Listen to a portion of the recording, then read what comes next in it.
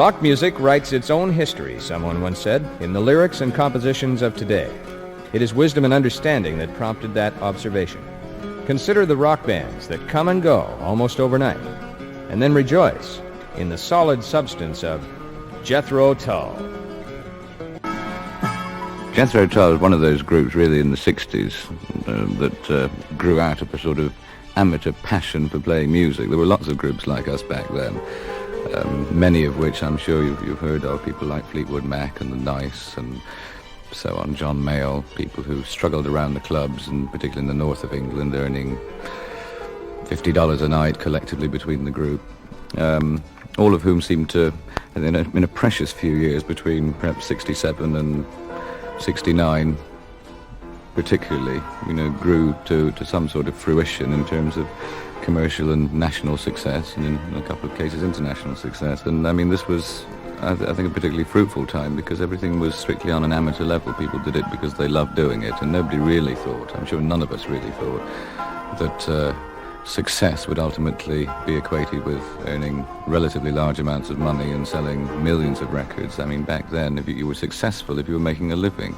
The members of the group Jethro Tull, some of the members today, began in Blackpool, in the north of England, under the name the John Evan Band. We called ourselves the John Evan Band in deference to John Evan's mother, who was kind enough to pay for the Hammond organ and the van and the drum kit and so on.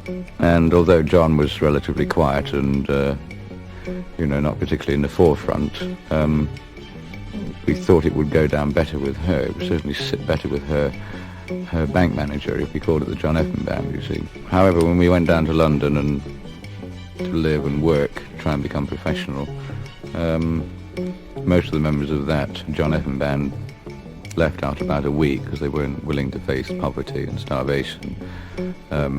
I, of course, was. I really enjoy that sort of thing, do it whenever possible. And I stayed down there and found another 3 people to play with me. And that group, in fact, fulfilled the remainder of the John Evan Band's contractual obligations to play to a few little clubs before we really did enter into a 2-month period of starvation. Or at least I did, because the other guys lived with their parents, you see, down south. I had to live in a little one-room place, and it was actually quite squalid, but I only suffered for 2 months. It wasn't really bad for years or anything. 2 months was all that I suffered. And after a while we started getting some dates around London in blues clubs, We first became known on or through any of the media, through John Peel's program, and he always made a point of introducing new, undiscovered or relatively undiscovered talent. And likewise, some of the clubs, like the famous Marquee Club, was a great jumping off point for success, not just for us, but for The Who and the Rolling Stones, and then perhaps a little later than us, Led Zeppelin in England, who started just after us in England. So that was a very important venue, a very important place from which to begin. And everybody was looking for something different, looking for... When people today talk about the need for something different in music, what they're really looking for is not their own personal music form, but something like a new Beatles, something that is of almost mass hysteria proportions. So people want an overwhelmingly new style of music which everyone can adopt and everyone can like, which is really quite the opposite to how things were back then. Certainly in England, people wanted to find something special for themselves. It became a bit of a joke week to week, because the only way, to begin with, we weren't particularly good. The only way we got return bookings in clubs was to change our name every week. So the promoter, the owner of the club, would not know that we were the same disastrous bunch as had been in the week before. So it perhaps is merely coincidence that the first time a promoter got on the telephone to the agent and said, "Oh, can I have that group on that I had last week? They were really good." It just happened that we were called Jethro Tull that particular week. Quite often we would go to play a club and the name would be up there on the poster and we didn't even know who it was. We'd never heard of it. We assumed it must be us this week. Jethro Tull is a historical character, and I don't need to bore you with the identity of the real Jethro Tull, but I will anyway. Here goes. He was an 18th century English agriculturalist who invented the seed drill and also prepared a quite lengthy and quite accurate economic treatise on the possibility of improving farming methods, as indeed he did. But he was also an accomplished amateur musician and made his first sea drill from the foot pedals of his local church organ, where he was the church organist.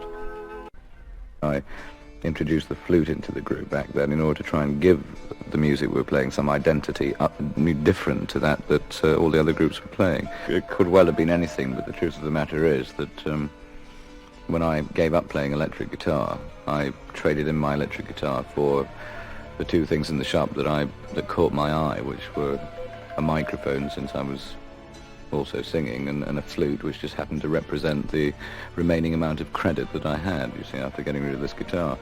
And it was something small and portable. I mean, you know, it seemed like a nice thing to try and learn to play. But I wasn't at all serious about it. It was 2 or 3 months before I really got this flute out of its case and attempted to learn to play something on it, with the idea of using it in the songs that we played on stage. I think one thing that set Jethro Tull apart from some of the other groups of that time was the fact that we did write quite a lot of our own material, even from the word go.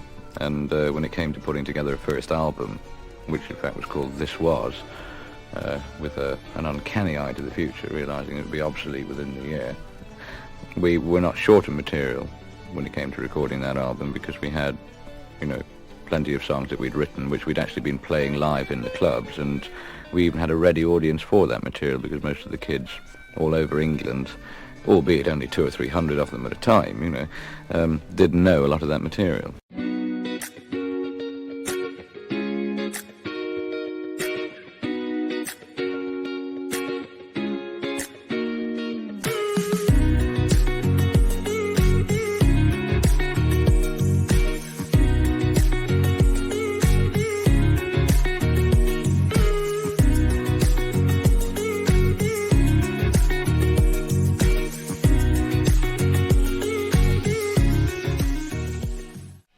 I think anybody, when they're writing, you know, when they begin to write, tends to draw mostly on personal experience, and then probably the kind of personal experience that everybody has, and they're easy for an audience for that music to listen to. But clearly, after a year or so, we've gone through the basic subject material, some of the love songs.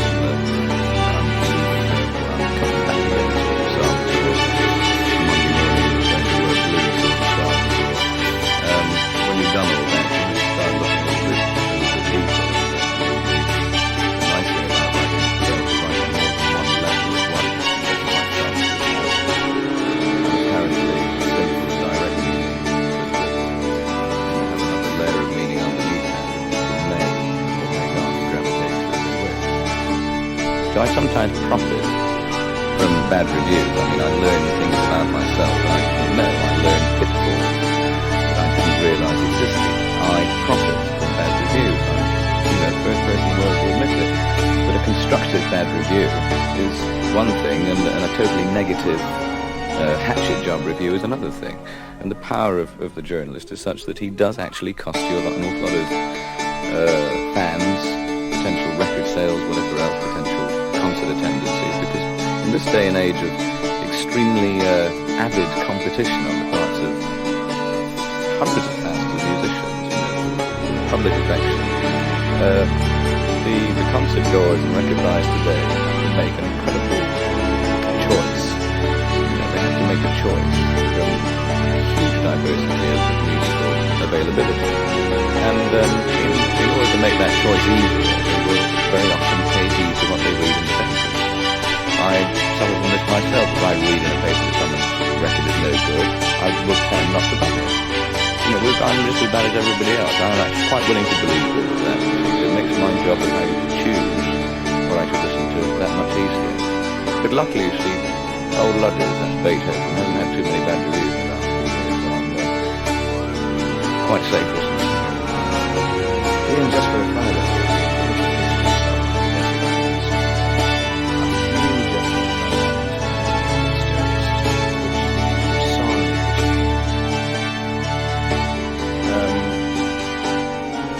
I'd probably start off because I'd like to be, you know, woken up gently in a nice, happy mood with Jack in the Green, which only coincidentally happens to be a track from a new album, but it's one that, where I played, but I only wrote the song in the afternoon and left it to the studio in the evening. It was the last song on the album, I mean, the last one to be recorded, and it was short and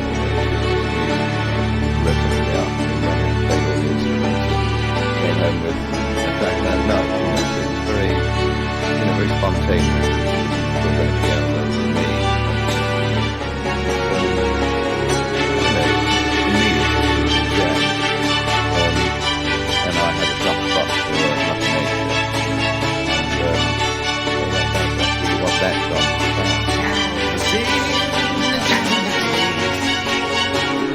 Our next Desert Island disc,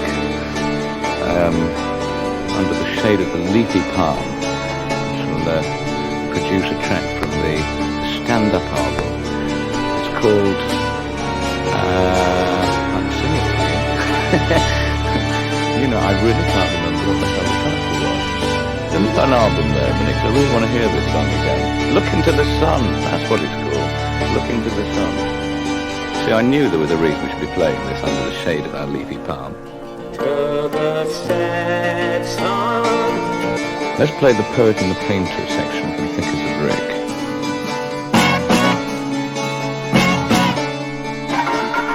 We do write, or I write, and a lot of the arranging is done on the road in hotels. I mean, there's not much else to do. I mean, unless you're sort of one of these super virile English rock musicians that wears a Coke bottle with a rubber strap around it for underwear. Then maybe you can stay up all night with all the delightful young ladies of town fighting furiously over the kinds of alcoholic and mind-bending machines on which you can get your hands on. But if you're a, nice, quiet, sort of approaching 30, mature, lower middle class ex-art student like myself, then you tend to stay up at night merely looking out the window and writing songs, and that's what I do. Play a bit of cards time to time. But, that's when I do most of the work. And then in England, when I go home, I, polish up, as it were, the bits of arrangement here and there, and we rehearse things.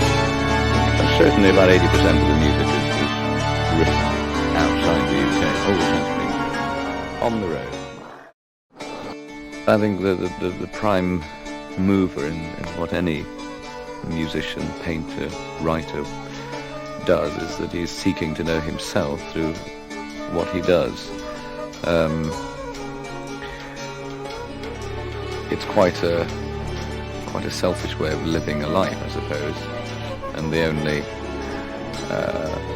saving grace is that through this rather blurred mirror of one's own personality and intellect that one creates, other people have the chance of looking also into this mirror and seeing a little bit of themselves in there.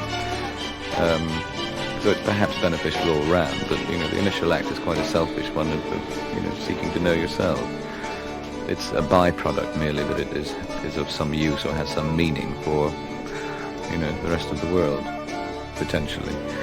I think that's why we all do it. I will have to probably cut off my ear or something, or do the things that artists do before I'm ever really an artist. But at the moment, that's how I do see it. I'm certainly, first of all, I'm doing it for me. I want to find out who I am. Other people listen to the songs, listen to the lyrics, and derive some meaning that is for them, hopefully. I think the future is always exciting because you don't really know what you want to do, but you think you do. And you get a rude awakening when you try. I certainly don't have any plans to do anything outrageously different to what I'm doing, but I do have a continuing, quite passionate ambition to improve as a musician, and particularly to, further substantiate my claim that, the folk memory of one's musical heritage is the main influence that one has, if you allow it to come through. I am not moved or influenced very much by most contemporary rock music. Not any longer. A few years ago I certainly was, but not any longer. I'm, far more interested in a sense of my own culture's musical history. I mean, the music of Europe and particularly England. And I don't really want to be borrowing the black man's music anymore. I think I have far too much respect for it anyway now to actually steal any more of, any of their riffs. So really, I mean, I think I'm looking to music particularly, particularly, without making it sound academically historical. I mean, it's always got to remain in a rock context, loosely. But, to avoid using the cliches, to avoid stealing other people's music from another culture. I think there's not enough being made of the European sources of music.